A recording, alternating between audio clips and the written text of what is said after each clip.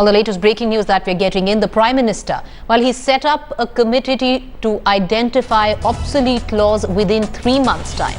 Prime Minister has approved the constitution of a committee to carry out a review to identify obsolete laws. The newly constituted committee will examine all acts recommended to be repealed by the Committee on Review of Administrative Laws, which had been appointed by the Union government of Shri Atal Bihari Vajpayee in 1998.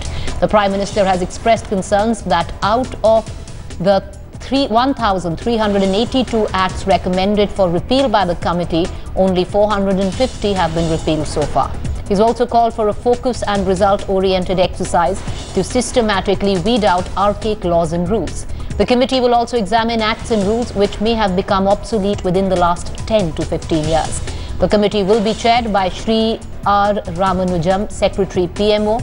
Shri V.K. Bhasin, former Secretary, Legislative Department, will be the other members.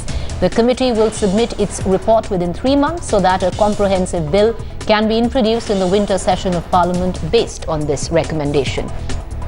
Breaking this news on headlines today is Brijesh Pandey. Brijesh, that is a novel move by the Prime Minister, but there are certain laws that he might not want to touch, primarily when you're coming down to homosexuality, which many say is archaic, but clearly the Modi government would not want to touch that with a barge pole.